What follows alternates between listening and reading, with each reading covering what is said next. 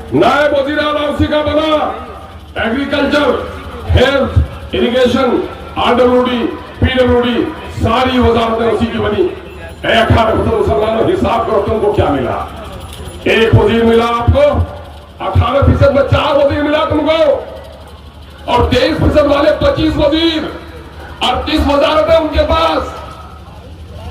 23% वाले के पास 38 वजारतें और 18% के वाले पास 4 वजारत। ये भीख नहीं क्या हक है?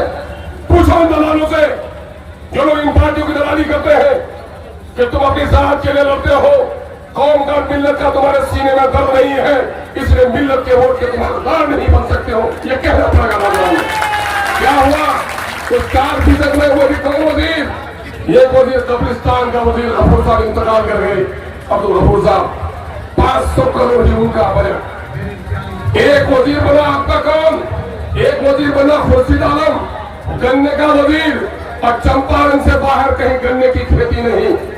एक तीसरा वजीर बना अब्दुल जलील मस्तान, जो शराब का वजीर, और मुसलमानों पर वो शराब का कतरा कतरा हराम। एक तीसरा वजीर बना वजीर मालियात जनाब अब्दुल बारी सिद्दीकी साहब। अब्दुल बारी सिद्दीकी साहब से जाके कहिए कि मेरे पाली में जरा एक गली बना दीजिए।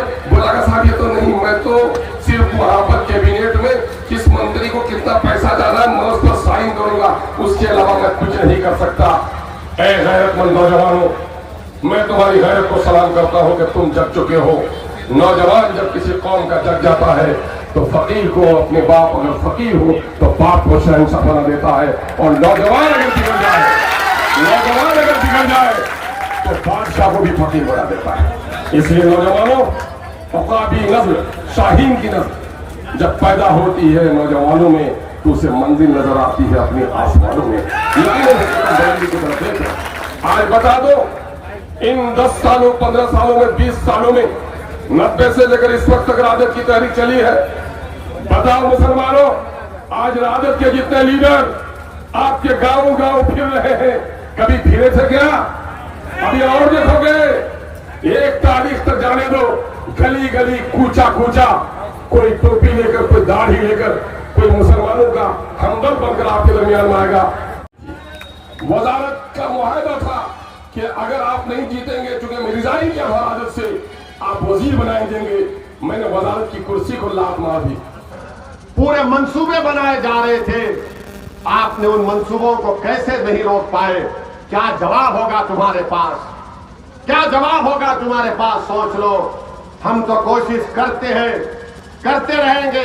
हमारा मकसद एक ही है कि भारत की राजनीति हो, बिहार की राजनीति हो। जब यहां पर हर समुदाय का एक लीडर है, तो बताओ मुस्लिम अल्पसंख्यक समाज का कौन नेता है? तुम कब तक तेजस्वी को, लालू को, नीतीश को अपना नेता बनाते रहोगे? तुम कब तक इनको मोटा करते रहोगे? तुम कब तक झोली भर भर कर उनको वोट देकर हमारे अरमानों पर, हमारे लाशों पर उनके सियासी महल को तुम कब तक तामीर करवाते रहोगे? मेरे अजीज दोस्तों और बुजुर्गों, मेरी आपसे अपील है कि अपनी अहमियत को जानिए, अपने के वोट का सही इस्तेमाल करिए। यकीनन बीजेपी को रोकना है। क्यों नहीं रोकेंगे बीजेपी को? आज बीजेपी कह रही है कि यकसा सिविल कोड को नाफिज करेंगे। यकसा सिविल कोड का मतलब यह है कि उत्तराखंड में बीजेपी की सरकार है, वहां पर बीजेपी ने यकसा civil code, uniform civil code का कानून बनाया और उत्तराखंड के मुसलमानों से कह दिया कि तुम्हारी शादी खुदबे निकाह से नहीं होगी, स्पेशल मैरिज एक्ट के तहत होगी।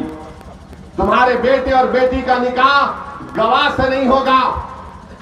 दुल्हन को और तुम्हारी बेटी को और तुम्हारी बीवी को मेहर नहीं दिया जाएगा। तलाक होगा तो किसी और दूसरे समुदाय के मजहबी कानून के मुताबिक होगा। बताओ, अगर कल पार्लियामेंट में यकसा सिविल कोड का कानून लाया जाएगा तो क्या तेजस्वी यादव खड़े होकर उसको फाड़ेंगे या वैसे उसको फाड़ेगा? आप फैसला करिए। तो मेरी आप तमाम से गुजारिश है कि आप अपना एक वोट का इस्तेमाल करिए। यकीनन इंशाअल्लाह ताला अगर 4 तारीख को नतीजे आएंगे और इंशाअल्लाह अगर बीजेपी की हुकूमत नहीं बनेगी तो मजलिस इत्तेहादुल मुस्लिमीन उस बीजेपी की हुकूमत को रोकने के लिए किसी और को इस वतन अजीज का वजीर आजम बनाने के लिए हम पूरा समर्थन और तायीद करेंगे। मैं आपसे वादा करके जा रहा हूं। मगर मेरे भाई, जब तक हम अपनी ताकत को नहीं दिखाएंगे कोई हमारे करीब भी नहीं आएगा। जब हम मुत्तहिदा तौर पर अपने ताकत को दिखाएंगे तो यकीनन सब आएंगे, तभी तो आपकी तकालीफ और मसाइल दूर होंगे। वरना आज आप सिर्फ वोट डालने वाले बन गए, आप वोट लेने वाले नहीं बन पाए। मजलिस का पैगाम यह है कि वोट लो, नेता बनो, राजनेता बनो, लीडर बनो, अपने मसाइल को खुद हल करो। ये मजलिस का पैगाम है। आप तमाम का बहुत बहुत शुक्रिया। आप आए और याद रखिए, आपको हिम्मत और हौसले से काम करना है। और किसी शायर ने अच्छा कहा था कि जिंदा रहना है तो मीरे कारवां बनकर रहो, जिंदा रहना है तो मीरे कारवां बनकर रहो, इस जमीन की बस्तियों में आसमान बनकर रहो, इस जमीन की बस्तियों में आसमान बनकर रहो। बहुत बहुत शुक्रिया। अस्सलाम वालेकुम व रहमतुल्लाहि व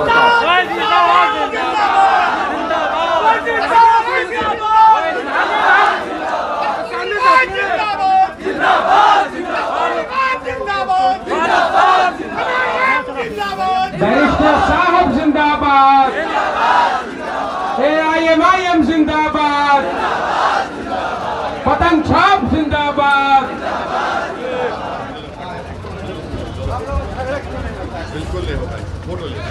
पंडित जी के साथ ओवैसी साहब का एक यादगार लम्हा आप लोग के बीच दुआ में याद रखें। हेलो।